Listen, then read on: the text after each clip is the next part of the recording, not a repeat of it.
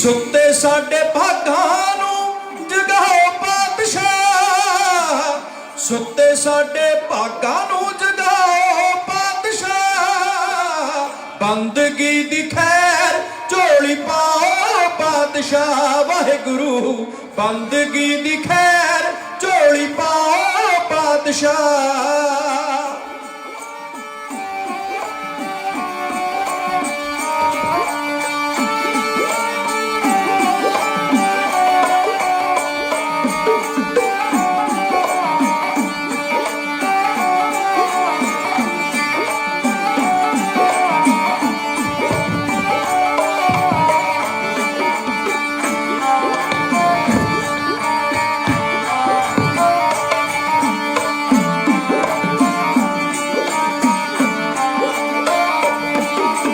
जी करो कल्याण साडी जिंदगी नहीं माणीदा, हिरदे च बसा होवे दाता तेरी बाणी दा। जी करो कल्याण साडी जिंदगी नहीं माणीदा, हिरदे च बसा होवे दाता तेरी बाणी दा। जी मना नू भी दे दियो टिकाओ पातशाह, मना नू भी दे दियो टिकाओ पातशाह, बंदगी दी खैर झोली पाओ पातशाह, वाहिगुरू बंदगी दी खैर झोली पाओ पातशाह।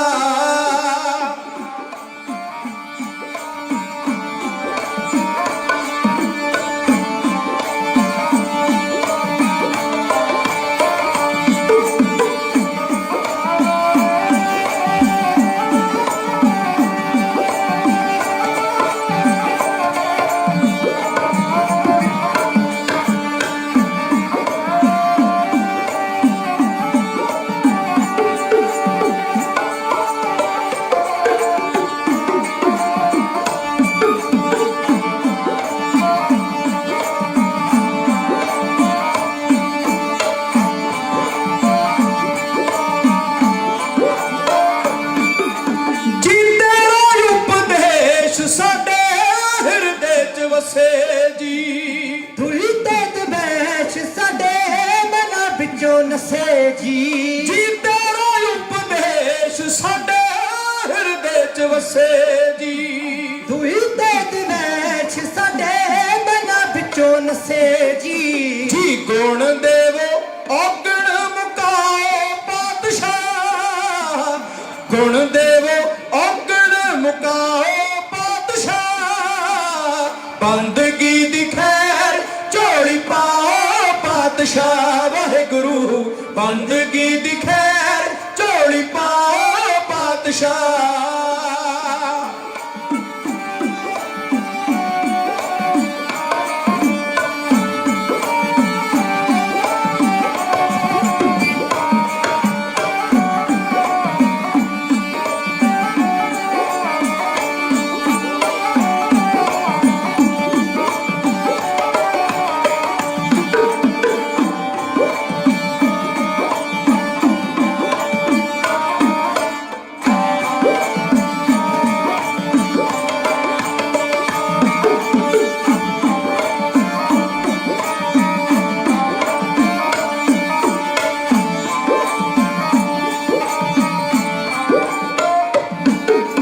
जी संगत च आके तेरे नाम नू ध्याईए जी, आप नाम जपीए ते होरां नू जपाईए जी।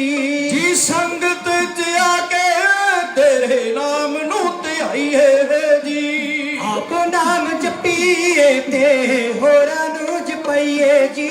जी साडे उत्ते करम कमाओ पातशाह, साडे उत्ते करम कमाओ पातशाह, बंदगी दी खैर झोली पाओ पातशाह, वाहिगुरू बंदगी दी खैर झोली पाओ पातशाह।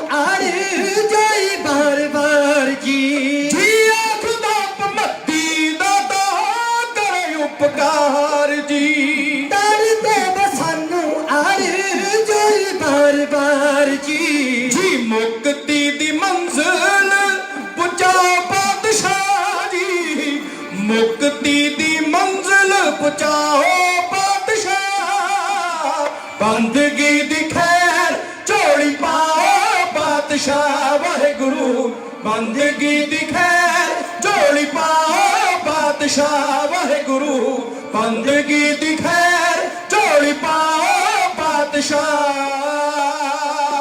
हो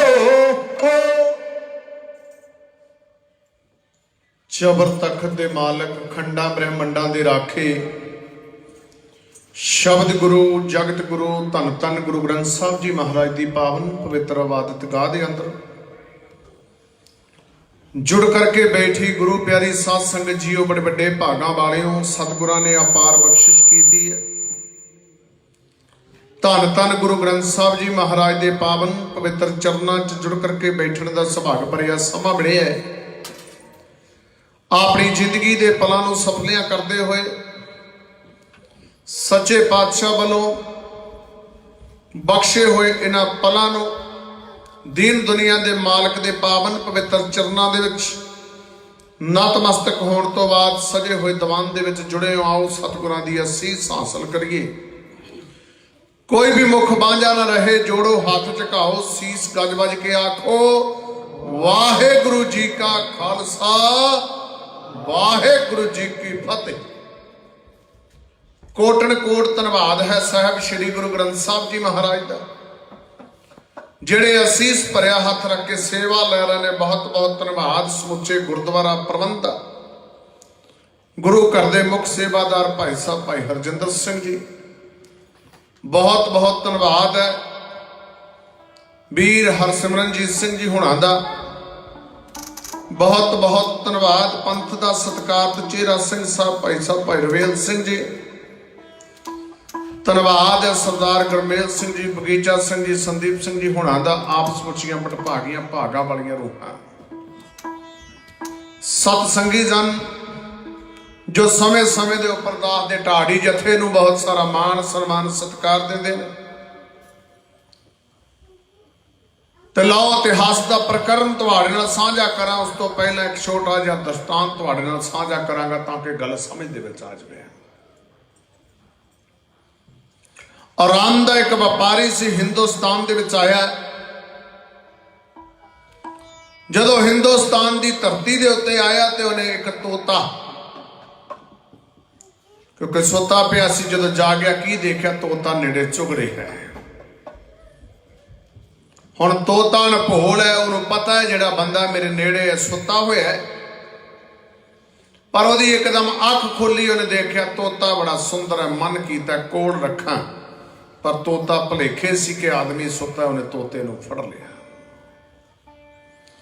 जदों उन्हें तोते नूं फड़ लिया, व्यापार करके वापस परते अपने मुल्क गया, तो उन्हें तोते नूं पिंजरे च पा के कैद कर लिया। वक्त बीतता गया, समा बीतता गया। एक दिन वही व्यापारी मुड़ के फिर आराम तो हिंदुस्तान का चक्कर लाने लई तुरन लगा, तो उन्हें पिंजरे च तोता देखा, उन्हें याद आई मैनूं हिंदुस्तान दे विचों लिआंदा सी। उन्होंने याद आई इहनूं पंजाब की धरती तो लिआंदा सी। व्यापारी तोते वालों वधिया, पशु ते पंछियां की जबान होंदी है बखरी किस्म की, उन्होंने भी कुछ मनोभाव होंदे ने, विचार। हुण तोते नूं व्यापारी कहन लगा, तोतिया जिथों मैं तैनूं लिआंदा सी, मैं उस देश चलिया है, तैं कोई सुनेहा अपने भरावां नूं तां नहीं देना? जे कोई सुनेहा देना तो दे, मैं वो तेरा सुनेहा पहुंचता कर देंगा। तोते ने आखिया, कहन लगा व्यापारी अजे चले ना, जे किते तेरा चक्कर लगा जिथों तू मैनू फड़िया सी, उथे मेरे किते भरा मिले, उन्होंने मेरी सलाम कह दे। इन्नी गल सुन तो बाद कहन लगा, जे उन्होंने कोई जवाब दिता तो मैनू दस दे। हुण व्यापारी आ गया हिंदुस्तान च, उन्हें अपना व्यापार रंभिया, जो खरीदना सी खरीदिया, फिरदा पंजाब दे विच आ गया। बिल्कुल उही थां जिथों उन्हें तोता फड़िया सी। याद आई कि जदों घर तो तुरिया सी ते तोते ने कहा सी, मेरे भरावां नूं सलाम आखे। ਤੇ ਉੱਥੇ ਨੇ ਕੀ ਦੇਖਿਆ ਕਿ ਦਰਖਤ ਦੇ ਉੱਤੇ ਬਹੁਤ ਸਾਰੇ ਤੋਤੇ ਬੈਠੇ ਨੇ। ਉਹ ਤੋਤਿਆਂ ਨੂੰ ਦੇਖ ਕੇ ਕਹਿਣ ਲੱਗਾ, ਤੋਤਿਓ ਕਦੇ ਮੈਂ ਇੱਥੋਂ ਇੱਕ ਤੋਤਾ ਫੜ ਕੇ ਲਿਆ ਸੀ, ਅੱਜ ਕੱਲ ਮੇਰੇ ਪਿੰਜਰੇ ਦੇ ਵਿੱਚ ਹੈ ਆਰਾਮ ਦੀ ਧਰਤੀ ਦੇ ਉੱਤੇ। ਜਦੋਂ ਮੈਂ ਤੁਰਿਆ ਸੀ ਤੇ ਮੈਂ ਉਹਨੂੰ ਪੁੱਛਿਆ ਸੀ ਕੋਈ ਸੁਨੇਹਾ ਤਾਂ ਨਹੀਂ ਦੇਣਾ, ਤੇ ਉਹਨੇ ਕਿਹਾ ਸੀ ਮੇਰੇ ਭਰਾਵਾਂ ਨੂੰ ਮੇਰੀ ਸਲਾਮ ਕਹਿ ਦੇ ਤੇ ਤੁਸੀਂ ਉਹਦੀ ਸਲਾਮ ਨੂੰ ਪ੍ਰਵਾਨ ਕਰ ਲਓ। ਇੰਨੀ ਕਹਿਣ ਦੀ ਦੇਰ ਸੀ, ਕਹਿੰਦੇ ਜਿੰਨੇ ਦਰਖਤ ਦੇ ਉੱਤੇ ਤੋਤੇ ਬੈਠੇ ਸੀ ਫੁੜਕ ਫੁੜਕ ਕੇ ਮਰਨ ਲੱਗ ਪਏ। ਇੱਕ ਡਿੱਗਿਆ, ਦੋ ਡਿੱਗਿਆ, ਸਾਰੇ ਤੋਤੇ ਫੁੜ ਕੇ ਜ਼ਮੀਨ ਦੇ ਉੱਤੇ ਡਿੱਗ ਪਏ ਤੇ ਉਹਨਾਂ ਨੇ ਆਪਣੇ ਪ੍ਰਾਣ ਤਿਆਗ ਦਿੱਤੇ। ਵਪਾਰੀ ਬੜਾ ਹੈਰਾਨ ਹੋਇਆ, ਮਨ ਨੂੰ ਬੜੀ ਸੱਟ ਲੱਗੀ। ਕਹਿਣ ਲੱਗਾ, ਮਨਾ ਪਤਾ ਹੁੰਦਾ ਇਹੋ ਜਿਹਾ ਸੁਨੇਹਾ ਦੇਣਾ ਹੀ ਕਾਹਤੋਂ ਸੀ, ਇਹੋ ਜਿਹੀ ਸਲਾਮ ਕਹਿਣੀ ਕਾਹਤੋਂ ਸੀ। ਖੈਰ ਉਹਨੇ ਆਪਣਾ ਕੰਮ ਨਿਬੇੜਿਆ, ਵਾਪਸ ਪਰਤ ਗਿਆ। ਜਦੋਂ ਵਾਪਸ ਪਰਤਿਆ ਆਪਣੇ ਘਰ ਦੇ ਵਿੱਚ ਗਿਆ, ਜਦੋਂ ਘਰ ਦੇ ਵਿੱਚ ਗਿਆ ਤੇ ਹੁਣ ਉਹਦਾ ਧਿਆਨ ਉਸ ਪਿੰਜਰੇ ਦੇ ਉੱਤੇ ਗਿਆ ਜਿੱਥੇ ਤੋਤਾ ਕੈਦ ਸੀ। ਤੋਤੇ ਨੂੰ ਕਹਿਣ ਲੱਗਾ ਵੀ ਤੇਰੇ ਲਈ ਇੱਕ ਬੜਾ ਦੁੱਖ ਭਰਿਆ ਸੁਨੇਹਾ ਹੈ। ਕਹਿਣ ਲੱਗਾ ਮੈਂ ਤੇਰੀ ਸਲਾਮ ਲੈ ਕੇ ਗਿਆ ਸੀ, ਜਿੱਥੋਂ ਮੈਂ ਤੈਨੂੰ ਫੜਿਆ ਉੱਥੇ ਤੋਤਿਆਂ ਦਾ ਇੱਕ ਝੁੰਡ ਦਰਖਤ ਦੇ ਉੱਤੇ ਬੈਠਾ ਸੀ। ਉਹਨਾਂ ਨੂੰ ਮੈਂ ਤੇਰੀ ਸਲਾਮ ਕਹੀ ਕਿ ਤੁਹਾਡਾ ਭਰਾ ਤੁਹਾਨੂੰ ਸਲਾਮ ਭੇਜਦਾ ਹੈ, ਪਰ ਕਮਾਲ ਹੋ ਗਈ ਉਹਨਾਂ ਨੇ ਕੋਈ ਜਵਾਬ ਨਹੀਂ ਦਿੱਤਾ। ਇਸ ਤੋਂ ਪਹਿਲਾਂ ਉਹ ਜਵਾਬ ਦਿੰਦੇ ਉਹ ਜ਼ਮੀਨ ਦੇ ਉੱਤੇ ਤੜਫ ਤੜਫ ਕੇ ਮਰ ਗਏ। ਜਦੋਂ ਇੰਨੀ ਗੱਲ ਸੁਣੀ, ਪਿੰਜਰੇ ਦਾ ਤੋਤਾ ਵੀ ਉਹਦੀਆਂ ਅੱਖਾਂ ਦੇ ਸਾਹਮਣੇ ਮਰ ਗਿਆ। ਜਦੋਂ ਪਿੰਜਰੇ ਦਾ ਤੋਤਾ ਉਹਦੀਆਂ ਅੱਖਾਂ ਦੇ ਸਾਹਮਣੇ ਮਰਿਆ, ਬੜਾ ਹੈਰਾਨ ਹੋਇਆ, ਕਹਿਣ ਲੱਗਾ ਦੂਜੀ ਸੱਟ ਹੈ। ਉਹਨੇ ਹੁਣ ਪਿੰਜਰਾ ਖੋਲਿਆ, ਬੜੀ ਕਾਹਲੀ ਦੇ ਨਾਲ ਪਾਣੀ ਦਾ ਇੰਤਜ਼ਾਮ ਕੀਤਾ, ਪਾਣੀ ਪਿਲਾਉਂਦਾ, ਪਰ ਪਾਣੀ ਮਰਿਆ ਕਿੱਥੋਂ ਪੀ ਸਕਦਾ। ਪਾਣੀ ਅੰਦਰ ਨਾ ਲੰਘਿਆ। ਜਦੋਂ ਪਾਣੀ ਅੰਦਰ ਨਾ ਲੰਘਿਆ, ਉਹਨੇ ਬੜਾ ਯਤਨ ਕੀਤਾ, ਉਹਦਾ ਕੋਈ ਵੀ ਯਤਨ ਕਾਰਗਰ ਨਾ ਹੋਇਆ, ਬੇਬਸ ਹੋ ਗਿਆ। ਤੇ ਉਹਨੇ ਤੋਤੇ ਨੂੰ ਥੋੜੀ ਦੂਰੀ ਦੇ ਉੱਤੇ ਲਟਾ ਦਿੱਤਾ ਤੇ ਆਪ ਪਰੇ ਹੋ ਕੇ ਆਪਣੀ ਕੁਰਸੀ ਦੇ ਉੱਤੇ ਬਹਿ ਗਿਆ। ਉਹਨੇ ਅੱਖਾਂ ਮੀਟੀਆਂ, ਚੰਚੇਤ ਉਹਨੂੰ ਲੱਗਾ ਜਿਵੇਂ ਕਿਸੇ ਪਰਿੰਦੇ ਨੇ ਆਪਣੇ ਪਰ ਫੜਫੜਾਏ ਹੋ। ਕੀ ਦੇਖਦਾ ਉਹ ਤੋਤਾ ਜਿਹੜਾ ਮਰਿਆ ਸੀ, ਉਹਨੇ ਪ੍ਰਵਾਜ਼ ਭਰ ਲਈ ਤੇ ਸਾਹਮਣੇ ਜਾ ਕੇ ਉੱਚੀ ਥਾਂ ਦੇ ਉੱਤੇ ਬਹਿ ਗਿਆ। ਕਹਿਣ ਲੱਗਾ ਧੰਨਵਾਦ ਵਪਾਰੀਆ ਤੇਰਾ, ਜਿੱਥੇ ਤੂੰ ਮੇਰੀ ਸਲਾਮ ਪਹੁੰਚਦੀ ਕਰ ਦਿੱਤੀ, ਉੱਥੇ ਮੇਰੇ ਭਰਾਵਾਂ ਦਾ ਸੁਨੇਹਾ ਮੇਰੇ ਤੱਕ ਪਹੁੰਚਦਾ ਕਰ ਦਿੱਤਾ। ਕਹਿਣ ਲੱਗਾ ਕਮਾਲ ਕਹਿੰਦੇ, ਮੈਂ ਤੇਰੀ ਉਹਨਾਂ ਨੂੰ ਸਲਾਮ ਕਹੀ ਸੀ ਪਰ ਉਹ ਤੇ ਬੋਲੇ ਹੀ ਕੁਝ ਨਹੀਂ, ਮਰ ਗਏ। ਕਹਿਣ ਲੱਗਾ ਮਰੇ ਨਹੀਂ, ਉਹਨਾਂ ਨੂੰ ਪਤਾ ਲੱਗ ਗਿਆ ਸਾਡਾ ਭਰਾ ਗੁਲਾਮੀ ਦੀਆਂ ਜ਼ੰਜੀਰਾਂ ਦੇ ਵਿੱਚ ਹੈ, ਤੇ ਉਹਨਾਂ ਨੇ ਸੁਨੇਹਾ ਦੇ ਦਿੱਤਾ ਜੇ ਆਜ਼ਾਦ ਹੋਣਾ ਤੇ ਮਰਨਾ ਸਿੱਖ ਲੈ, ਤੇ ਮੇਰੀ ਆਜ਼ਾਦੀ ਦਾ ਮੁੱਢ ਬੰਨ ਦਿੱਤਾ। ਇਸੇ ਤਰ੍ਹਾਂ ਕੌਮਾਂ ਦੇ ਮਰਦ ਹੁੰਦੇ ਨੇ, ਨਾਇਕ ਹੁੰਦੇ ਨੇ, ਜਿਹੜੇ ਸਿਰਾਂ ਦੇ ਉੱਤੇ ਕਫਨ ਬੰਨ ਕੇ ਲੜਦੇ ਨੇ, ਉਹ ਆਪਣਾ ਆਪ ਕੁਰਬਾਨ ਕਰ ਜਾਂਦੇ ਨੇ। ਉਹ ਮਰ ਕੇ ਜ਼ਿੰਦਗੀ ਜਿਉਣ ਦਾ ਢੰਗ ਦੱਸ ਜਾਂਦੇ ਨੇ ਤੇ ਜੀਵਾ ਕਿਵੇਂ ਜਾਂਦਾ ਹੈ। ਮੈਂ ਉਹਨਾਂ ਮਰਦਾਂ ਦੀ ਗੱਲ ਕਰਨ ਲੱਗਾ, ਮੈਂ ਉਹਨਾਂ ਯੋਧਿਆਂ ਦੀ ਗੱਲ ਕਰਨ ਲੱਗਾ, ਤਰੀਖ ਤੇ ਉਹਨਾਂ ਬਰਕਿਆਂ ਦੀ ਗੱਲ ਕਰਨ ਲੱਗਾ। ਇਤਿਹਾਸ ਲਿਖਦਾ ਚਮਕੌਰ ਦੀ ਕੱਚੀ ਹਵੇਲੀ, ਦੀਨ ਦੁਨੀਆ ਦੇ ਮਾਲਕ ਕਲਗੀਧਰ ਪਾਤਸ਼ਾਹ, ਪੰਜਾਂ ਪਿਆਰਿਆਂ ਨੇ ਉਹਨਾਂ ਨੂੰ ਹੁਕਮ ਦਿੱਤਾ, ਸੱਚੇ ਪਾਤਸ਼ਾਹ ਚਮਕੌਰ ਦੀ ਗੜੀ ਦੇ ਵਿੱਚੋਂ ਨਿਕਲ ਜਾਓ। ਮੈਂ ਬਹੁਤ ਵਾਰ ਕਹਿਣਾ, ਅੱਜ ਫਿਰ ਕਵਾਂਗਾ, ਇੱਕ ਗੁਰੂ ਹੁੰਦਾ ਤੇ ਬਾਕੀ ਉਹਦੇ ਚੇਲੇ ਹੁੰਦੇ ਨੇ। ਪਰ ਕਹਿੰਦੇ ਸਿੱਖ ਤਰੀਕ ਤੱਕ ਹੀ ਦੁਨੀਆ ਦਾ ਇਤਿਹਾਸ ਕੰਬ ਉੱਠਿਆ ਉਸ ਰਾਤ, ਜਦੋਂ ਚਮਕੌਰ ਦੀ ਕੱਚੀ ਹਵੇਲੀ ਦੇ ਵਿੱਚ ਦੋ ਗੁਰੂ ਆਮੋ ਸਾਹਮਣੇ ਖਲੋਤੇ ਤੱਕੇ। ਅਸਮਾਨ ਦੇ ਵਿੱਚੋਂ ਬਿਜਲੀ ਦੀ ਲਿਸ਼ਕ ਪਈ ਸੀ। ਕਹਿੰਦੇ ਪਰਮਾਤਮਾ ਨੇ ਵੀ ਨੀਝ ਲਾ ਕੇ ਤੱਕਿਆ ਸੀ। ਦੋ ਗੁਰੂ ਆਮੋ ਸਾਹਮਣੇ ਖਲੋਤੇ ਸੀ, ਇੱਕ ਗੁਰੂ ਗੋਬਿੰਦ ਸਿੰਘ ਤੇ ਦੂਜਾ ਖਾਲਸਾ ਪੰਥ, ਪੰਜ ਪਿਆਰੇ। ਉਹਨਾਂ ਨੇ ਬੇਨਤੀ ਨਹੀਂ ਕੀਤੀ, ਹੁਕਮ ਦਿੱਤਾ,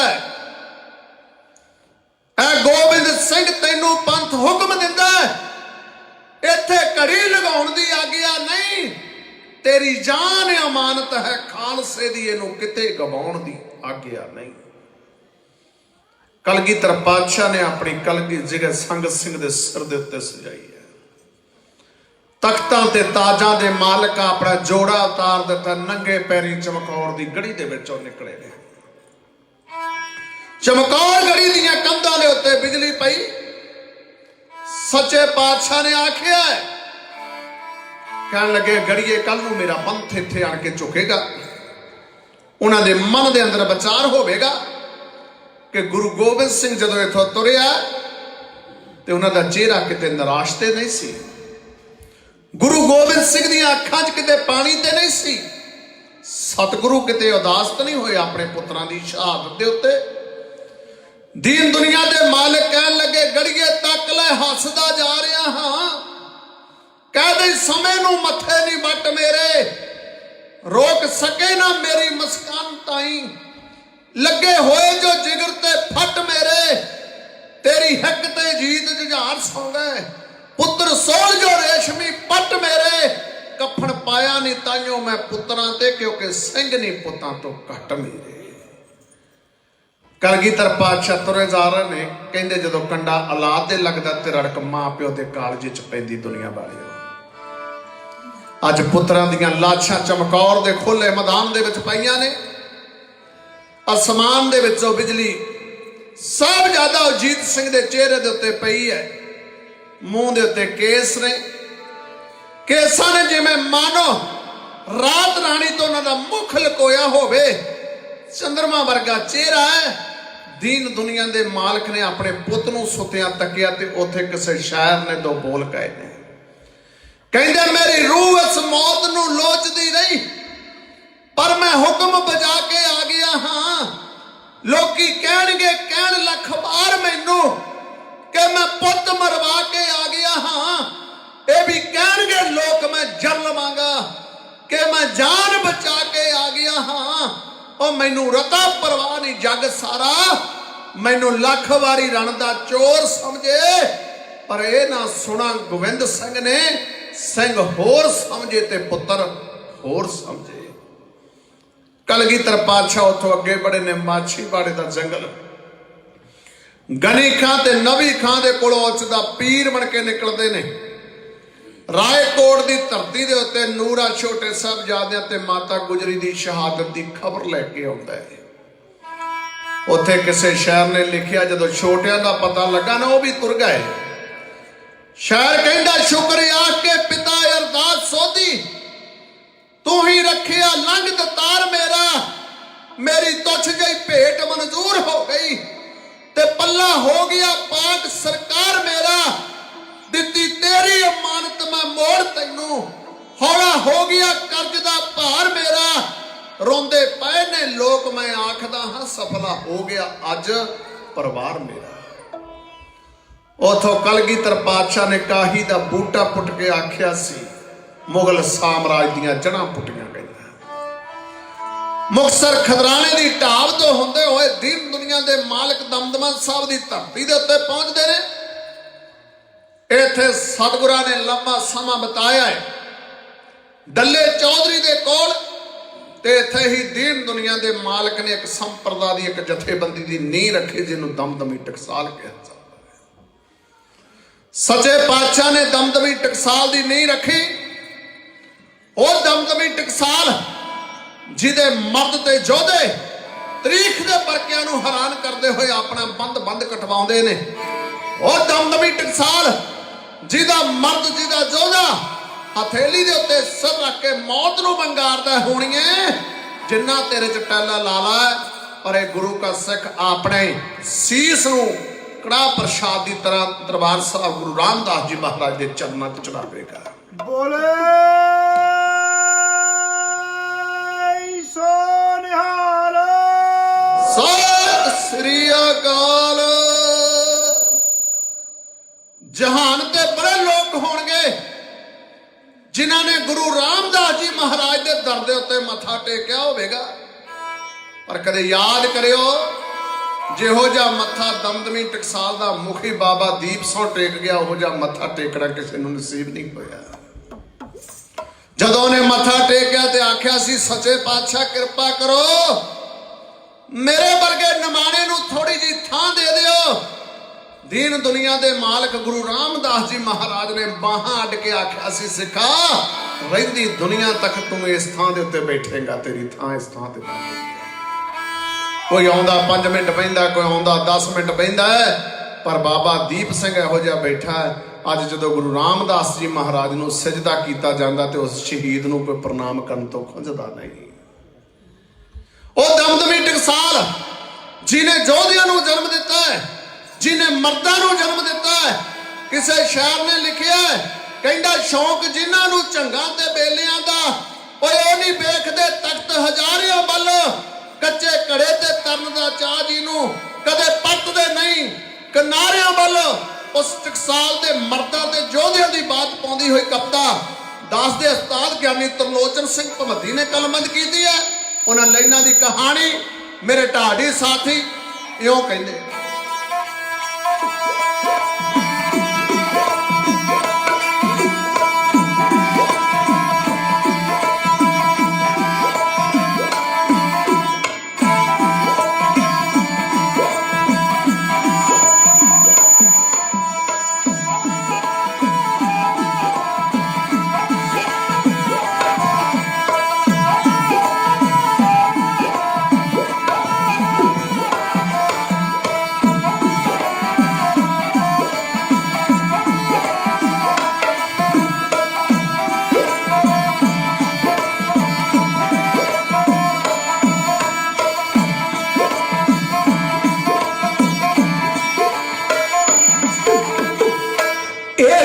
टकसाल दमदमी योद्धा दी खान है, ए जो टकसाल दमदमी योद्धा दी खान है, ए जो टकसाल खालसा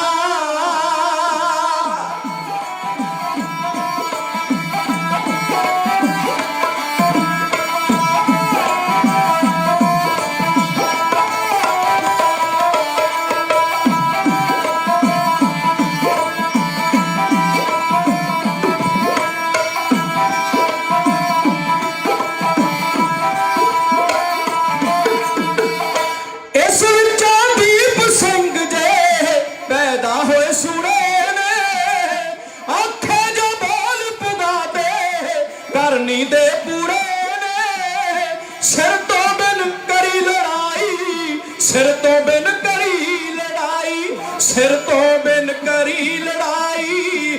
जालिम लाए मूरे ने झाड़ी दशमेश पिता ने खंडे दी पान है, ए जो टकसाल दमदमी योद्धा दी खान है, ए जो टकसाल खालसा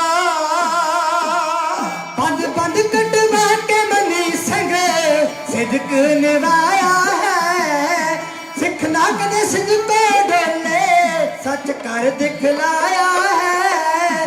अमृत दी दात ने सिख नूं सिद्की बनाया है, सिखी लई हस हस मरना सिखा लई मान है, ए जो टकसाल दमदमी योद्धा दी खान है, ए जो टकसाल खालसा। इस विचों दीप सिंह जे पैदा होए सूरे ने, आखे जो बोल पुगा दे करनी दे पूरे ने। सिर तो बिन करी लड़ाई जी, सिर तो बिन करी लड़ाई। पापी लाए मूरे ने झाड़ी दशमेश गुरु ने खंडे दी पान है, ए जो टकसाल दमदमी योद्धा दी खान है, ए जो टकसाल खालसा। बंद बंद कटवा के मनी संग सिद्क निभाया है, सिखना कदे सिद्क डोले सच कर दिखलाया है। अमृत दी दात ने सिख नूं सिद्की बनाया है, सिखी लई हस हस मरना सिखा लई मान है, ए जो टकसाल दमदमी योद्धा दी खान है, ए जो टकसाल खालसा।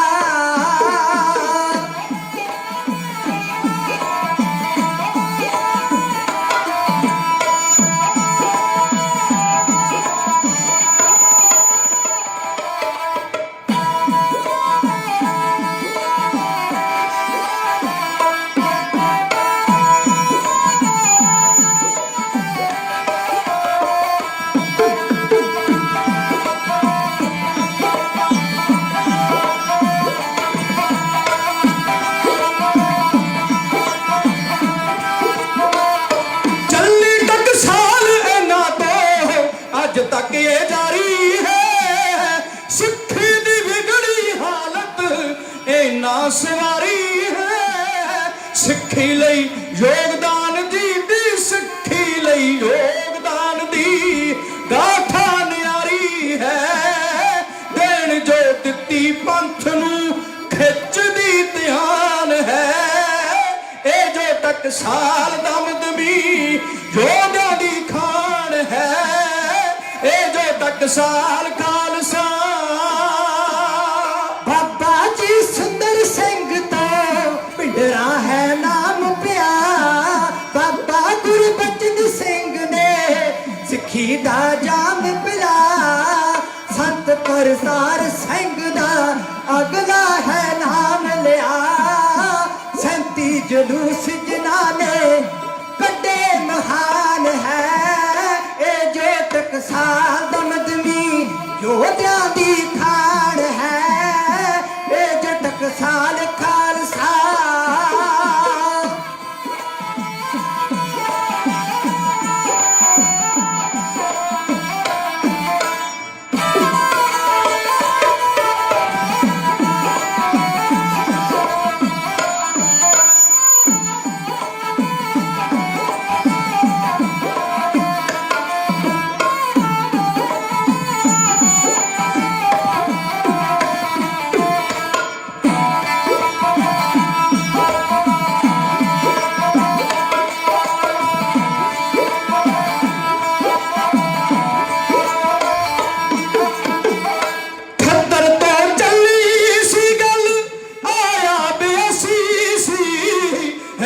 ਕੋਈ ਗੱਲ ਪੁਰਾਣੀ ਸਾਲ 84 ਸੀ।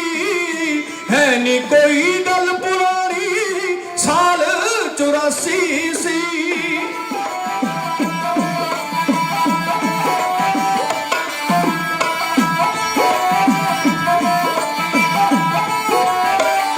ਖੱਤਰ ਤੋਂ ਚੱਲੀ ਸੀ ਗੱਲ ਆਇਆ 82 ਸੀ। ਹੈ ਨੀ ਕੋਈ ਗੱਲ ਪੁਰਾਣੀ ਸਾਲ 84 ਸੀ। ਨੀਅਤ ਬਦਨੀਤ ਹੋਵਦੀ ਜੀ ਨੀਅਤ ਬਦਨੀਤ ਹੋਵਦੀ ਦਿੱਲੀ ਦੀ ਭਾਸੀ ਸੀ। ਦਿੱਲੀ ਨੇ ਕੀਤਾ ਸੱਚਮੁੱਚ ਸਿੰਘਾਂ ਦਾ ਕਾਣ ਹੈ। ਇਹ ਜੋ ਟਕਸਾਲ ਦਮਦਮੀ ਯੋਧਿਆਂ ਦੀ ਖਾਨ ਹੈ। ਇਹ ਜੋ ਟਕਸਾਲ ਖਾਲਸਾ ਚਾঁਦ में मुखी संत जी बन गए टकसाल दे। सिक्खी दी हालत वेखी वांगू कंगाल दे। लीडर विच फसे पे सी लीडर विच फसे पे सी कुर्सी दे जाल दे। कहंदा जो शहर पमती सच दा बयान है। ए जो टकसाल दमदमी ਯੋਧਿਆਂ ਦੀ ਖਾਨ ਹੈ। ਇਹ ਜੋ ਟਕਸਾਲ ਦਮਦਮੀ ਯੋਧਿਆਂ ਦੀ ਖਾਨ ਹੈ। ਇਹ ਜੋ ਟਕਸਾਲ ਖਾਲਸਾ ਹੋ। ਦਮਦਮੀ ਟਕਸਾਲ ਦਾ ਮੁੱਢ ਗੁਰੂ ਕਲਗੀਧਰ ਪਾਤਸ਼ਾਹ ਗੁਰੂ ਗੋਬਿੰਦ ਸਿੰਘ ਜੀ ਮਹਾਰਾਜ ਨੇ ਦਮਦਮਾ ਸਾਹਿਬ ਦੀ ਸਰਜ਼ਮੀਨ ਤੋਂ ਬੰਨਿਆ। ਉਹਨਾਂ ਦੀ ਥਾਪੀ ਹੋਈ ਟਕਸਾਲ ਤੁਰ ਰਹੀ ਹੈ ਤੇ ਇਸ ਟਕਸਾਲ ਦੇ ਨਾਂ ਨਾਲ ਭਿੰਡਰਾਂ ਵਾਲਾ ਸ਼ਬਦ ਟਕਸਾਲ ਦੇ ਮੁਖੀ ਬਾਬਾ ਸੁੰਦਰ ਸਿੰਘ ਜੀ ਭਿੰਡਰਾਂ ਵਾਲਿਆਂ ਤੋਂ ਜੁੜਿਆ ਹੈ। ਉਹਨਾਂ ਤੋਂ ਬਾਅਦ ਬਾਬਾ ਗੁਰਬਚਨ ਸਿੰਘ ਜੀ ਭਿੰਡਰਾਂ ਵਾਲੇ, ਉਹਨਾਂ ਤੋਂ ਬਾਅਦ ਸੰਤ ਬਾਬਾ ਕਰਤਾਰ ਸਿੰਘ ਜੀ ਭਿੰਡਰਾਂ ਵਾਲਿਆਂ ਨੇ ਸੁੱਚੀਆਂ ਸੇਵਾਵਾਂ ਨਿਭਾਈਆਂ ਨੇ। ਦੇਸ਼ਾਂ ਦੀਆਂ ਸਰਹੱਦਾਂ ਕਦੇ ਸਦੀਵੀ ਨਹੀਂ ਹੁੰਦੀਆਂ। ਜਿਸ ਤਖਤ ਦੀ ਛਾਂ ਦੇ ਥੱਲੇ ਤੁਸੀਂ ਵਿਚਰ ਰਹੇ ਹੋ ਨਾ, ਲੰਡਨ ਦਾ ਤਖਤ, ਇਹ ਤਖਤ ਕਦੇ ਇਹਦੇ ਬਾਰੇ ਕਿਹਾ ਜਾਂਦਾ ਸੀ ਕਿ ਅੰਗਰੇਜ਼ਾਂ ਦੇ ਰਾਜ ਦੇ ਵਿੱਚ ਸੂਰਜ ਨਹੀਂ ਸੀ ਡੁੱਬਦਾ। ਸੂਰਜ ਕਿਉਂ ਨਹੀਂ ਸੀ ਡੁੱਬਦਾ? ਰਾਜ ਹੀ ਏਡਾ ਵੱਡਾ ਸੀ। ਜੇ ਕਿਤੇ ਸੂਰਜ ਡੁੱਬਦਾ ਸੀ ਤੇ ਦੂਜੇ ਰਾਜ ਦੇ ਵਿੱਚ ਚੜ ਪੈਂਦਾ ਸੀ। ਇਸ ਕਰਕੇ ਲੋਕੀ ਕਹਿੰਦੇ ਸੀ ਅੰਗਰੇਜ਼ਾਂ ਦੇ ਰਾਜ 'ਚ ਸੂਰਜ ਨਹੀਂ ਡੁੱਬਦਾ। ਪਰ ਮੈਂ ਕਿਹਾ ਸਰਹੱਦਾਂ ਸਦੀਵੀ ਨਹੀਂ ਹੁੰਦੀਆਂ, ਸਰਹੱਦਾਂ ਬਦਲਦੀਆਂ ਰਹਿੰਦੀਆਂ ਨੇ। ਜੇ ਅਸੀਂ ਕਿਸੇ ਇਸ ਗੱਲ ਨੂੰ ਸੱਚ ਮੰਨ ਲਈਏ ਕਿਸੇ ਰਾਜ ਦੀ ਸਰਹੱਦ ਸਦੀਵੀ ਹੈ ਤੇ ਮਨੁੱਖ ਦੀ ਸਭ ਤੋਂ ਵੱਡੀ ਗਲਤਫਹਿਮੀ ਹੁੰਦੀ ਹੈ। ਜ਼ਰੂਰੀ ਨੇ ਜਿਹੜੇ ਰਾਜਾਂ ਦੀਆਂ ਸਰਹੱਦਾਂ ਅੱਜ ਜੋ ਨੇ ਕੱਲ ਨੂੰ ਵੀ ਹੋਏ ਹੁਣ ਉਹ ਬਦਲ ਸਕਦੀਆਂ ਨੇ, ਬਦਲਦੀਆਂ ਰਹੀਆਂ। ਇਸੇ ਤਰ੍ਹਾਂ ਹਿੰਦੁਸਤਾਨ ਦੀਆਂ ਸਰਹੱਦਾਂ ਨੇ ਵੀ ਇੱਕ ਕਰਵਟ ਲਈ 1947 ਦੇ ਵਿੱਚ,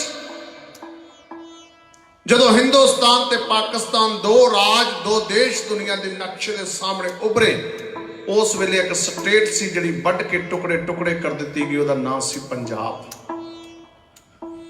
20ਵੀਂ ਸਦੀ ਦੇ ਵਿੱਚ ਪ੍ਰੋਫੈਸਰ ਮੋਹਨ ਸਿੰਘ ਲਿਖਿਆ, ਫੁੱਲਾਂ ਵਿੱਚੋਂ ਫੁੱਲ ਗੁਲਾਬ ਨਹੀਂ ਸਹੀਓ, ਦੇਸ਼ਾਂ ਵਿੱਚੋਂ ਦੇਸ਼ ਪੰਜਾਬ ਨਹੀਂ ਸਹੀਓ। ਤੇ ਪੰਜਾਬ ਦੀ ਧਰਤੀ ਦੇ ਉੱਤੇ 10 ਲੱਖ ਲੋਕਾਂ ਦਾ ਖੂਨ ਡੁੱਲਿਆ, ਚਾਹੇ ਉਹ ਹਿੰਦੂ ਸੀ, ਚਾਹੇ ਉਹ ਮੁਸਲਮਾਨ ਸੀ, ਚਾਹੇ ਉਹ ਸਿੱਖ ਸੀ। ਕਿਹੜਾ ਉਹ ਘਰ ਸੀ ਜਿੱਥੇ ਦਰੀ ਨਹੀਂ ਸੀ ਵਿਛੀ, ਲੋਕ ਭੁੱਬਾਂ ਮਾਰ ਕੇ ਰੋ ਪਏ। ਜਵਾਨ ਧੀਆਂ ਦੀਆਂ ਇੱਜ਼ਤਾਂ ਤੇ ਪੱਤਾਂ ਉਹਨਾਂ ਦੇ ਮਾਪਿਆਂ ਦੇ ਸਾਹਮਣੇ, ਭਰਾਵਾਂ ਦੇ ਸਾਹਮਣੇ ਰੋਲ ਦਿੱਤੀਆਂ ਗਈਆਂ। ਬੁੱਢੇ ਮਾਪੇ ਗੋਡਿਆਂ 'ਚ ਸਿਰ ਦੇ ਕੇ ਰੋਣ ਜੋਗੇ ਹੋ ਰਹਿ ਗਏ। ਅੱਖਾਂ ਦੇ ਸਾਹਮਣੇ ਜਵਾਨ ਪੁੱਤ ਕੋ ਕੇ ਲੋਕਾਂ ਨੇ ਮਾਰ ਦਿੱਤੇ। 10 ਲੱਖ ਬੰਦਾ ਕੋਈ ਥੋੜਾ ਨਹੀਂ ਹੁੰਦਾ। 10 ਲੱਖ ਦੀ ਗਿਣਤੀ ਜਦੋਂ ਕੀਤੀ ਜਾਂਦੀ ਹੈ, ਹੜ ਆ ਜਾਂਦਾ ਸਿਰਾਂ ਦਾ ਹੜ। 10 ਲੱਖ ਪੰਜਾਬੀਆਂ ਦਾ ਕਤਲੇਆਮ ਹੋਇਆ। ਧਰਤੀ ਚਾਹੀਦੀ ਸੀ ਜਾਂ ਤਾਂ 3 ਦਰਿਆਵਾਂ ਦੀ ਹੁੰਦੀ ਤੇ ਇੱਕ ਪਾਸੇ 2 ਹੁੰਦੇ, ਪਰ ਕਹਿੰਦੇ ਢਾਈਆਂ ਦਰਿਆਵਾਂ ਦੀ ਧਰਤੀ ਤਕਸੀਮ ਹੋ ਕੇ ਸਾਹਮਣੇ ਆਈ। 2.5 ਕਿਵੇਂ ਬਣ ਗਏ? ਅਸਲ ਦੇ ਵਿੱਚ ਇੱਕ ਦਰਿਆ ਇਹੋ ਜਿਹਾ ਜਿਹੜਾ ਅੱਧਾ ਹੋ ਕੇ ਵਗਿਆ, ਉਹ ਦਰਿਆ ਹੈ ਰਾਵੀ। ਰਾਵੀ ਉਹ ਦਰਿਆ ਹੈ ਜਦੋਂ 5ਵੇਂ ਪਾਤਸ਼ਾਹ ਨੇ ਤੱਤੀ ਤਵੀ ਦੇ ਉੱਤੇ ਆਸਣ ਲਾਇਆ ਸੀ ਨਾ, ਉਹਨਾਂ ਨੂੰ ਇਸ਼ਨਾਨ ਕਰਨ ਲਈ ਲੈ ਕੇ ਗਏ ਸੀ ਰਾਵੀ ਤੇ। ਮਨ ਦਾ ਭਰਮ ਸੀ ਹਾਕਮਾਂ ਦਾ, ਜਦੋਂ ਇਸ਼ਨਾਨ ਕਰਨਗੇ ਠੰਡਾ ਪਾਣੀ ਸਰੀਰ ਤੇ ਪਵੇਗਾ, ਸੜੇ ਹੋਏ ਸਰੀਰ ਦੀ ਤਕਲੀਫ ਵੱਧ ਜਾਵੇਗੀ। ਜਦੋਂ 5ਵੇਂ ਪਾਤਸ਼ਾਹ ਨੇ ਟੁੱਬੀ ਲਾਈ ਸੀ ਤੇ ਰਾਵੀ ਦਾ ਪਾਣੀ ਭਾਵਕ ਹੋ ਕੇ ਕੁਰਲਾ ਉੱਠਿਆ, ਕਹਿਣ ਲੱਗਾ, ਦੀਨ ਦੁਨੀਆ ਦੇ ਮਾਲਕ, ਮੈਂ ਚਾਹੁੰਦਾ ਤੁਸੀਂ ਮੇਰੀ ਬੁੱਕਲ ਚੋਂ ਕਦੇ ਨਾ ਨਿਕਲੋ। ਤੁਹਾਨੂੰ ਬੜੇ ਕਸ਼ਟ ਦਿੱਤੇ ਨੇ ਹਾਕਮਾਂ ਨੇ, ਬੜੇ ਤਸੀਹੇ ਦਿੱਤੇ ਨੇ, ਮੈਂ ਚਾਹੁੰਦਾ ਤੁਸੀਂ ਮੇਰੀ ਆਗੋਸ਼ ਦੇ ਵਿੱਚ ਆਪਣਾ ਆਪ ਲੈ ਜਾਓ। ਤੇ ਵਾਕਿਆ 5ਵੇਂ ਪਾਤਸ਼ਾਹ ਰਾਵੀ ਦੀ ਬੁੱਕਲ ਦੇ ਵਿੱਚ ਇਹੋ ਜਿਹਾ ਗਏ, ਹਿੰਦੁਸਤਾਨ ਦੀ ਹਕੂਮਤ ਪੱਬਾਂ ਭਾਰ ਹੋ ਕੇ ਉਹਨਾਂ ਨੂੰ ਲੱਭਦੀ ਰਹੀ, ਪਰ 5ਵੇਂ ਪਾਤਸ਼ਾਹ ਨਹੀਂ ਲੱਭੇ। ਉਹ ਰਾਵੀ ਜਦੋਂ ਵੱਢੀ ਆ ਗਿਆ ਨਾ ਪੰਜਾਬ, ਤੇ ਸ਼ਾਇਦ ਪ੍ਰਮਾਤਮਾ ਦੀ ਮੌਜ ਸੀ, ਕਾਦਰ ਦੀ ਕੁਦਰਤ ਸੀ। ਉਹ ਰਾਵੀ ਦੇਖ ਲਿਓ ਅੱਜ ਵੀ ਅੱਧੀ ਇੱਧਰ ਦੀ ਹੋ ਕੇ ਵਗਦੀ ਹੈ ਤੇ ਅੱਧੀ ਪੱਛਮੀ ਪੰਜਾਬ ਦੇ ਵਿੱਚ ਦੀ ਹੋ ਕੇ ਵਗਦੀ ਹੈ। ਉਹ ਹੈ ਅੱਧਾ ਵਗਣ ਵਾਲਾ ਦਰਿਆ। ਸ਼ਾਇਦ ਉਹ 5ਵੇਂ ਪਾਤਸ਼ਾਹ ਨਾਲ ਕੀਤਾ ਕਰਾਰ ਪਾਲ ਰਹੀ ਹੈ ਕਿ ਮੈਂ ਇਸ ਪੰਜਾਬ ਦੀ ਮਿੱਟੀ ਦੇ ਨਾਲ ਬੇਵਫਾਈ ਨਹੀਂ ਕਰ ਸਕਦੀ, ਦਗਾ ਨਹੀਂ ਕਰ ਸਕਦੀ। ਉਥੇ ਪੰਜਾਬੀ ਦੀ ਕਿਸੇ ਸ਼ਾਇਰਾ ਨੇ ਆਖਿਆ ਸੀ, ਅੱਜ ਆਖਾਂ ਬਾਰੇ ਸ਼ਾਹ ਨੂੰ ਉੱਠ ਕਬਰਾਂ ਵਿੱਚੋਂ ਬੋਲ, ਅੱਜ ਕਿਤਾਬੇ ਇਸ਼ਕ ਦਾ ਕੋਈ ਅਗਲਾ ਵਰਕਾ ਫੋਲ। ਇੱਕ ਰੋਈ ਸੀ ਧੀ ਪੰਜਾਬ ਦੀ, ਤੂੰ ਲਿਖ ਲਿਖ ਪਾਏ ਬਹਿਣ, ਅੱਜ ਲੱਖਾਂ ਧੀਆਂ ਰੋਂਦੀਆਂ ਇੱਕ ਬਾਰੇ ਸ਼ਾਹ ਨੂੰ ਕਹਿਣ, ਉੱਠ ਦਰਦਮੰਦਾਂ ਦੇ ਦਰਦੀਆ, ਅੱਜ ਸੁਣ ਲੈ ਧੀ ਦਾ ਹਾਲ। ਓਏ ਅੱਜ ਬੇਲੇ ਲਾਸ਼ਾਂ ਰੁਲੀਆਂ ਤੇ ਅੱਜ ਲਹੂਆਂ ਭਰੀ ਚਨਾਬ। ਕਿਹੜਾ ਘਰ ਸੀ ਜਿਹੜਾ ਨਹੀਂ ਰੋਇਆ? ਹਿੰਦੁਸਤਾਨ ਦੇ ਵਿੱਚ ਘੇ ਦੇ ਦੀਵੇ ਬਲੇ, ਪਰ ਪੰਜਾਬ ਇਹੋ ਜਿਹੀ ਸਟੇਟ ਸੀ ਜਿੱਥੇ ਲੋਕਾਂ ਨੇ ਦੀਵੇ ਨਹੀਂ ਬਾਲੇ ਬਲਕਿ ਮਾਤਮ ਕੀਤਾ ਹੈ। ਪੰਜਾਬ ਦੇ ਵਿੱਚ ਬਸਣ ਵਾਲੇ ਲੋਕ ਸਿਰੜੀ ਤੇ ਸਿੱਦਕੀ ਨੇ, ਸਿੱਖਾਂ ਨੇ ਆਪਣੀ ਕਿਸਮਤ ਹਿੰਦੁਸਤਾਨ ਦੇ ਨਾਲ ਜੋੜ ਲਈ। ਉਹਨਾਂ ਦੇ ਜ਼ਖਮ ਭਰਨ ਲੱਗੇ। ਹਿੰਦੁਸਤਾਨ ਦੀ ਧਰਤੀ ਦੇ ਉੱਤੇ ਸਿੱਖਾਂ ਨੇ ਭੁੱਖਿਆਂ ਤੇ ਨੰਗਿਆਂ ਦਾ ਢਿੱਡ ਭਰਨ ਲਈ ਲੱਕ ਬੰਨ ਲਿਆ। ਪੰਜਾਬ ਦੇ ਪੁੱਤ ਖੇਤਾਂ ਦੀਆਂ ਪੈਲੀਆਂ ਦੇ ਵਿੱਚ ਮੁੜ ਕੇ ਸਾਵੇਂ ਹੋ ਕੇ ਨੱਚਣ ਲੱਗ ਪਏ। ਪੰਜਾਬ ਦੀ ਧਰਤੀ ਦੇ ਉੱਤੋਂ ਕਲੀਆਂ ਦੇ ਬੋਲ ਤੇ ਗੁਰੂ ਦੇ ਬੋਲ ਗੂੰਜਣ ਲੱਗ ਪਏ। ਪੰਜਾਬ 'ਚ ਲਹਿਰਾਂ ਬਹਿਰਾਂ ਹੋਣ ਲੱਗ ਪਈਆਂ। ਫਿਰ ਇੱਕ ਦਿਖਾਂਤ ਦੀ ਘੜੀ ਆਈ ਜਦੋਂ 1966 ਦੇ ਵਿੱਚ ਸਟੇਟਾਂ ਤੇ ਸੂਬੇ ਬੋਲੀ ਦੇ ਆਧਾਰ ਦੇ ਉੱਤੇ ਬਣਾਏ ਗਏ, ਪਰ ਪੰਜਾਬੀ ਦੇ ਨਾਲ ਵਿਤਕਰਾ ਕੀਤਾ ਗਿਆ। ਆਖਰ ਪੰਜਾਬੀਆਂ ਨੇ ਬਹੁਤ ਵੱਡਾ ਤਸ਼ੱਦਦ ਜਰਿਆ। ਉਹਨਾਂ ਨੇ ਜੇਲਾਂ ਭਰ ਦਿੱਤੀਆਂ। ਹਕੂਮਤ ਗੋਡਿਆਂ ਭਾਰ ਹੋਈ। ਜੇ ਉਹਨਾਂ ਨੇ ਸਟੇਟ ਸਾਨੂੰ ਦਿੱਤੀ, ਲੰਗੜੀ ਤੇ ਲੂਲੀ ਦਿੱਤੀ, ਸਾਡੇ ਕੋਲੋਂ ਸਾਡੇ ਹੈੱਡ ਵਰਕਸ ਖੋਲੇ ਗਏ, ਪੰਜਾਬ ਦੇ ਪਾਣੀ ਖੋਲੇ ਗਏ, ਪੰਜਾਬ ਦੀ ਰਾਜਧਾਨੀ 35 ਪਿੰਡ ਉਜਾੜ ਕੇ ਬਣਾਇਆ ਗਿਆ, ਚੰਡੀਗੜ੍ਹ ਸਾਡੇ ਕੋਲੋਂ ਖੋਲਿਆ ਗਿਆ। ਪੰਜਾਬੀ ਬੋਲਦੇ ਇਲਾਕੇ ਖੁੱਸ ਗਏ। एक बारी फिर पंजाब के लोगों ने अपने आप को ठगिया होया महसूस किया है। पंजाब मूवमेंटा का गवाह रहा है, पंजाब लहरों का गवाह रहा है, पंजाब केंद्र बिंदु रहा है। पंजाब ने हमेशा हिंदुस्तान के सुभाव के उल्ट पैंतरे लाए ने। ते फिर पंजाबियों ने बंगाल की धरती तो उठी हुई नक्सलैंड मूवमेंट को प्रणाम कर दिता। सिखां दे पुत सी, भावें उन्होंने धर्म के विश्वास सी, लाल झंडा धर्म के प्रति अणदेखिया सी, वो धर्म को मानता नहीं सी दिंदा, नास्तिकता का प्रतीक सी। पर सिखां दे पुत सिरां दे उत्ते कफन बन के इस मूवमेंट दे विच शामिल हो गए। उन्होंने कम्यूनिज्म को अपना आप समर्पित कर दिता। ते पंजाब की धरती के उत्ते पहला पुलिस मुकाबला पंथक सरकार के मौके होया है। मामा दे पुत नहरां ते चराहां दे पुलां दे उत्ते कोए गए, गोलियां दे नाल इनकलाबियां की आवाज बंद करने का यत्न किया गया। ते उदों बाबा बूझा सिंह वर्गा 80 साल का कामरेड जिन्हें मूवमेंट तो अपने हाथ पिछे खिंच लाए ते कहने लगा मैं सुख की जिंदगी के 4 दिन अपने घर च कटने चाहना है। उन्होंने कहते तड़के रजाई के विचों खिंच के शहीद कर दिता गया झूठे पुलिस मुकाबले च। उदों पंजाब का एक इनकलाबी कवि तड़फ उठिया, कामरेड कवि तड़फ उठिया, जिसका नाम है संत रामदास। उन्हें कहा माए मेरिए की मुकाबला सी, 70 बोग ते कला सरों का फुल। उस तो पहली जिहड़ी लाइन है कमाल दी कहंदा है, कहंदा माए मेरिए मेरे सवासां दा अंत होना है, किसे नहर जां किसे ड्रेन दा पुल। माए मेरिए की मुकाबला सी, 70 बोग ते कला सरों का फुल। उस तो बाद संत बाबा करतार सिंह जी भिंडरांवालियां दे हाथ दमदमी टकसाल की कमांड सी। जदों एक सड़क हादसे दे विच जख्मी हो गए तो उन्होंने संसार को अलविदा आखी, सचखंड को चाले पाए ते दमदमी टकसाल के मुखी के रूप दे विच संत बाबा जरनैल सिंह जी भिंडरांवालियां दे सुपुर्द सुभावां कर दित्तियां। संत करतार सिंह जी भिंडरांवालियां दा दशहरा सी। जदों उत्थे भोग दे उत्ते समय की लीडरशिप बैठी हुई सी, किसी ने कुछ कहा, किसी ने कुछ कहा। उस दिन संत बाबा जरनैल सिंह जी भिंडरांवाले जिन्हां बारे कुछ लोगों का तर्क सी कि 5 पढ़िया बंदा किवें हैंडल करेगा एडी वड्डी टकसाल नूं, किवें बोलेगा। जदों कहंदे वो बोलण लगे तो उन्होंने 45 मिनट हिंदुस्तान दे विच विचरण वालियां संप्रदावां दे नाम लैके बोले सी। 45 मिनट कल्ले उन्होंने संप्रदावां दे नाम लए जिहड़ियां हिंदुस्तान च विचर रहियां सी। उन्होंने पहाड़ां दीयां खुंदरां च चल रही संप्रदावां भी गिण मारियां, ना वो हिचकिचाए, ना वो रुके, ना ही वो किते थड़के। तो उस वेले बल का जिहड़ा मीडिया सी वो हरकत दे विच आ गया। उन्होंने पता लग गया बंदा साधारण नहीं है। उन्होंने कवरेज देनी शुरू कर दी। संतां दे शेकले बोल सी। पंजाब दे तख्त ने कहा सी उस दिन मंगे दमदमी टकसाल की चाहिए। उन्होंने कहा यह टकसाल मंगतियां दा टोला नहीं, ये गुरु गोबिंद सिंह जी महाराज की थापी हुई टकसाल है। जिदन इनू कुछ मंगना पिया तो अपने गुरु तो मंगेगी, किसी को नहीं मंगती। ये बोल सी जिहड़े संतां दे हुकूमत नूं रड़क गए। संत बाबा जरनैल सिंह जी खालसा भिंडरांवालियां ने अपने हत्थां दे विच लईआं ने टकसाल दीआं सभावां। उन्होंने धर्म के प्रचार को तिखा कर दिता है। उन्होंने तिखा बेग देख के, उन्होंने सुरां देख के हुकूमत को कांबा छिड़ उठिया है।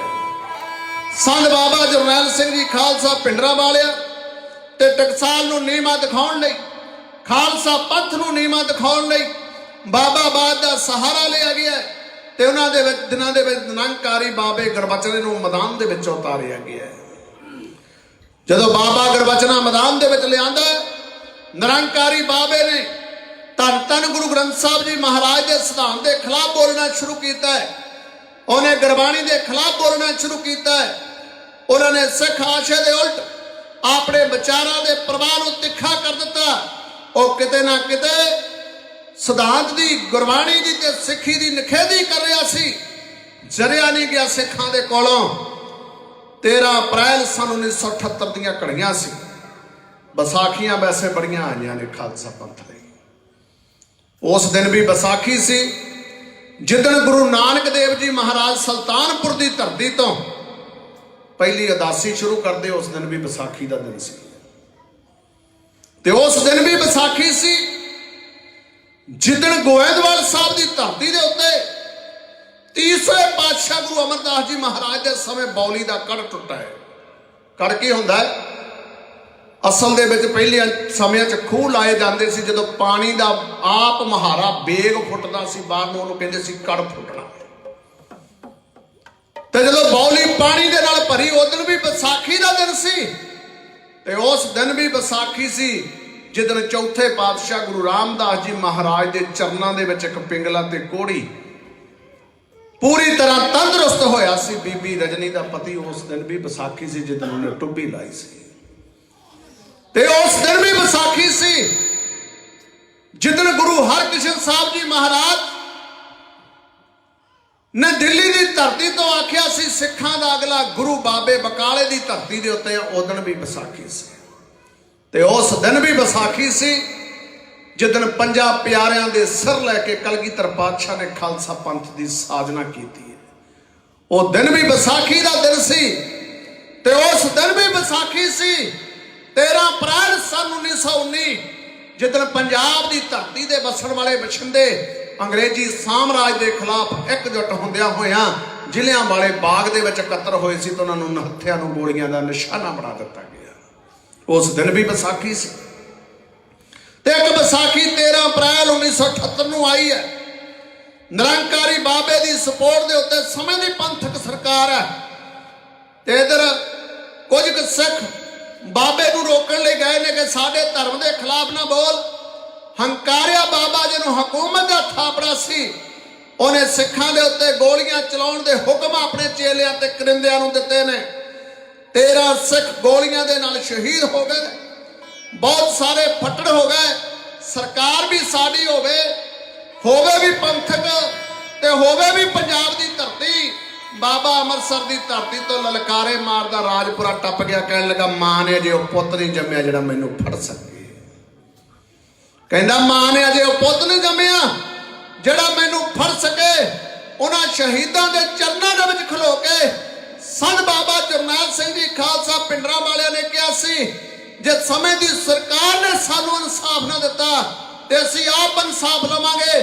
ਜਦੋਂ ਬਾਬਾ ਫਿਰ ਬਰੀ ਹੋ ਗਿਆ ਤੇ ਫਿਰ ਸੰਤਾਂ ਨੇ ਕਿਹਾ ਸੀ ਉੱਠੋ ਕੋਈ ਮਰਦ, ਉੱਠੋ ਕੋਈ ਯੋਧਾ ਜਿਹੜਾ ਇਹਦਾ ਸਿਰ ਵੱਢੇ ਤੇ ਮੈਂ ਉਹਨੂੰ ਸੋਨੇ ਨਾਲ ਤੋਲਾਂਗਾ।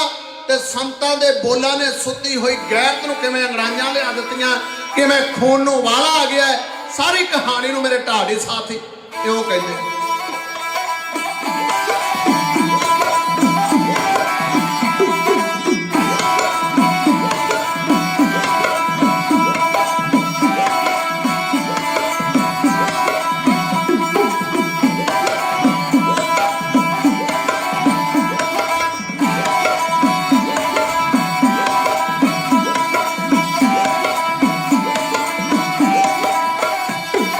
ਸਿੱਖ ਕੌਮ ਦੀ ਅਣਖ ਨੂੰ ਟੁੰਬ ਜਗਾਤਾ ਸੰਤਾਂ ਨੇ, ਸਿੱਖ ਕੌਮ ਦੀ ਅਣਖ ਨੂੰ ਟੁੰਬ ਜਗਾਤਾ ਸੰਤਾਂ ਨੇ, ਸਿੱਖ ਕੌਮ ਦੀ ਅਣਖ ਨੂੰ ਟੁੰਬ ਜਗਾਤਾ ਸੰਤਾਂ ਨੇ।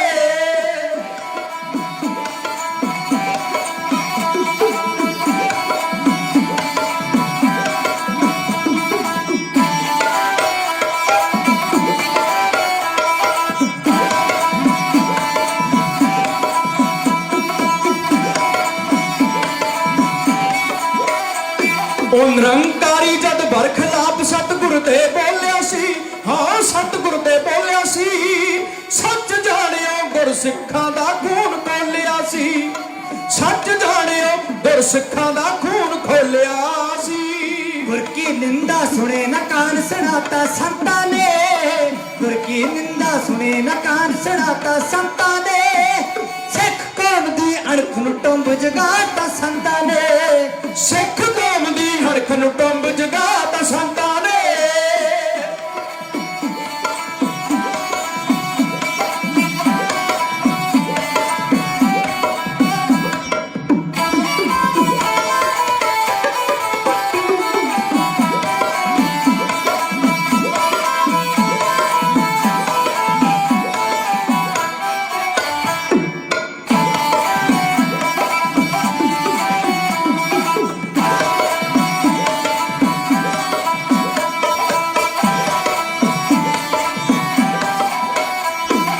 ਉਹ ਸਤਿਗੁਰ ਸੱਚਾ ਨੂਰੀ ਹੈ, ਬੰਦਾ ਤਾਂ ਖਾਕੀ ਹੈ, ਇਹ ਬੰਦਾ ਤਾਂ ਖਾਕੀ ਹੈ। ਸ਼ਬਦ ਗੁਰੂ ਨੂੰ ਨਿੰਦਦਾ ਏ, ਛੱਡਦਾ ਨਾ ਬਾਕੀ ਹੈ। ਸ਼ਬਦ ਗੁਰੂ ਨੂੰ ਨਿੰਦਦਾ ਏ, ਛੱਡਦਾ ਨਾ ਬਾਕੀ ਹੈ। ਸੰਗਤ ਦਾ ਸ਼ਾ ਸੱਚੀਆਂ ਅੱਖ ਸੁਣਾਤਾ ਸੰਤਾਂ ਨੇ, ਸੰਗਤ ਦਾ ਸ਼ਾ ਸੱਚੀਆਂ ਅੱਖ ਸੁਣਾਤਾ ਸੰਤਾਂ ਨੇ। ਸਿੱਖ ਕੌਮ ਦੀ ਅਣਖ ਨੂੰ ਟੰਬ ਜਗਾਤਾ ਸੰਤਾਂ ਨੇ, ਸਿੱਖ ਕੌਮ ਦੀ ਅਣਖ ਨੂੰ ਟੰਬ ਜਗਾਤਾ ਸੰਤਾਂ ਨੇ। ਉਹ ਆਪਣੇ ਧਰਮ ਨੂੰ ਮੰਨੇ ਤਾਂ ਕੋਈ ਇਤਰਾਜ਼ ਨਹੀਂ, ਆਪਣੇ ਧਰਮ ਨੂੰ ਮੰਨੇ ਤਾਂ ਕੋਈ ਇਤਰਾਜ਼ ਨਹੀਂ। ਇਹ ਸਤਿਗੁਰ ਦੀ ਨਿੰਦਿਆ ਕਰਨੋਂ ਆਉਂਦਾ ਬਾਜ ਨਹੀਂ, ਇਹ ਦਾਤੇ ਦੀ ਨਿੰਦਿਆ ਕਰਨੋਂ ਆਉਂਦਾ ਬਾਜ ਨਹੀਂ। ਸਤਿਗੁਰ ਦੇ ਸਤਿਕਾਰ ਦਾ ਸ਼ਬਦ ਪੜਾਤਾ ਸੰਤਾਂ ਨੇ, ਸਤਿਗੁਰ ਦੇ ਸਤਿਕਾਰ ਦਾ ਸ਼ਬਦ ਪੜਾਤਾ ਸੰਤਾਂ ਨੇ। ਸਿੱਖ ਕੌਮ ਦੀ ਅਣਖ ਨੂੰ ਟੰਬ ਜਗਾਤਾ ਸੰਤਾਂ ਨੇ, ਸਿੱਖ ਕੌਮ ਦੀ ਅਣਖ ਨੂੰ ਟੰਬ ਜਗਾਤਾ ਸੰਤਾਂ ਨੇ।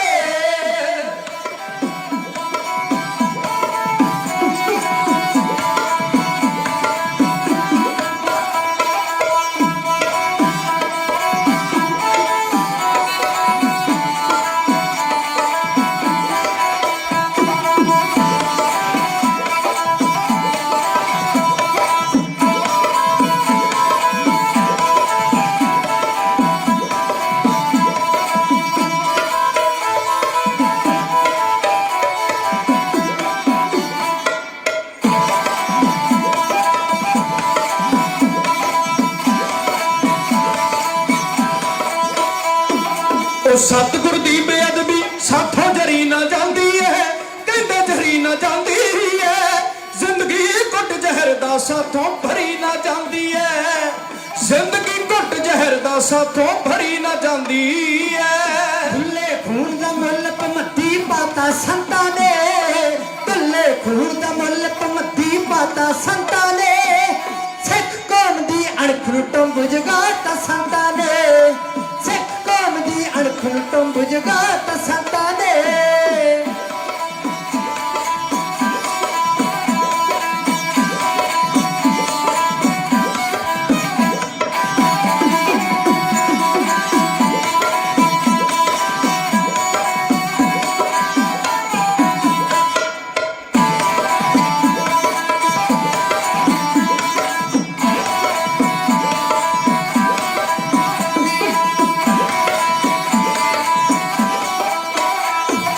ਉਹ ਮੈਨੂੰ ਦਿਓ ਇਜਾਜ਼ਤ ਜਾ ਕੇ ਉਸ ਨੂੰ ਰੋਕਾਂਗਾ, ਮੈਨੂੰ ਦਿਓ ਇਜਾਜ਼ਤ ਜਾ ਕੇ ਉਸ ਨੂੰ ਰੋਕਾਂਗਾ।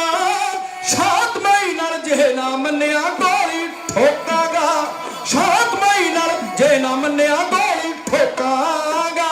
ਠੰਡਾ ਖੂਨ ਜੋ ਸਿੱਖੀ ਦਾ ਗਰਮਾਤਾ ਸੰਤਾਂ ਨੇ, ਠੰਡਾ ਖੂਨ ਜੋ ਸਿੱਖੀ ਦਾ ਗਰਮਾਤਾ ਸੰਤਾਂ ਨੇ। ਸਿੱਖ ਕੌਮ ਦੀ ਅਣਖ ਨੂੰ ਟੰਬ ਜਗਾਤਾ ਸੰਤਾਂ ਨੇ, ਸਿੱਖ ਕੌਮ ਦੀ ਅਣਖ ਨੂੰ ਟੰਬ ਜਗਾਤਾ ਸੰਤਾਂ ਨੇ, ਸਿੱਖ ਕੌਮ ਦੀ ਅਣਖ ਨੂੰ ਟੰਬ ਜਗਾਤਾ ਸੰਤਾਂ ਨੇ। ਹੋ ਸੰਤ ਬਾਬਾ ਜਰਨੈਲ ਸਿੰਘ ਜੀ ਖਾਲਸਾ ਭਿੰਡਰਾਂ ਵਾਲਿਆਂ ਨੇ ਆਖਿਆ ਕਿ ਹਕੂਮਤ ਤੋਂ ਇਨਸਾਫ ਦੀ ਆਸ ਨਹੀਂ, ਸਿੱਖ ਆਪ ਇਨਸਾਫ ਲੜ ਗਏ। ਸਮੇਂ ਨੇ ਆਪਣਾ ਪੰਧ ਮੁਕਾ ਲਿਆ ਹੈ। ਕੱਲ ਦੇ ਦੀਵਾਨ ਦੇ ਵਿੱਚ, ਕਿਉਂਕਿ ਇਸ ਪੂਰੀ ਜਿਹੜੀ ਆਉਣ ਵਾਲੀ ਵੀਕ ਹੈ, ਸਾਰੀ ਵੀਕ ਤੁਹਾਡੀ ਸੇਵਾ ਦੇ ਵਿੱਚ ਦਾਸ ਦੇ ਢਾੜੀ ਜਥੇ ਨੇ ਹਾਜ਼ਰੀ ਭਰਨੀ ਹੈ। ਸੋ ਇਸੇ ਤਰ੍ਹਾਂ ਲੜੀਵਾਰ ਇਤਿਹਾਸ ਦਾ ਪ੍ਰਕਰਨ ਤੁਹਾਡੇ ਨਾਲ ਸਾਂਝਾ ਕੀਤਾ ਜਾਵੇਗਾ। ਸੋ ਸਤਿਗੁਰੂ ਕਿਰਪਾ ਕਰਨ, ਆਪ ਸੰਗਤ ਨੇ ਅਸੀਸ ਬਖਸ਼ਣੀ।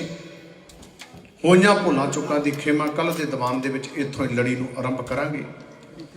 ਕੋਟਨ ਕੋਟ ਧੰਨਵਾਦ ਹੈ ਸਾਹਿਬ ਸ੍ਰੀ ਗੁਰੂ ਗ੍ਰੰਥ ਸਾਹਿਬ ਜੀ ਮਹਾਰਾਜ ਦਾ, ਜਿਹੜੇ ਅਸੀਸ ਭਰਿਆ ਹੱਥ ਰੱਖ ਕੇ ਸੇਵਾ ਲੈ ਰਹੇ ਨੇ। ਬਹੁਤ ਬਹੁਤ ਧੰਨਵਾਦ ਸਮੁੱਚੇ ਗੁਰਦੁਆਰਾ ਪ੍ਰਬੰਧ ਦਾ ਤੇ ਆਪ ਸੰਗਤਾਂ ਦਾ, ਜਿਨ੍ਹਾਂ ਵੱਲੋਂ ਸਮੇਂ ਸਮੇਂ ਦੇ ਉੱਪਰ ਬਹੁਤ ਸਾਰਾ ਮਾਣ ਸਨਮਾਨ ਸਤਿਕਾਰ ਬਖਸ਼ਿਆ ਜਾਂਦਾ। ਬਹੁਤ ਬਹੁਤ ਧੰਨਵਾਦ ਹੈ।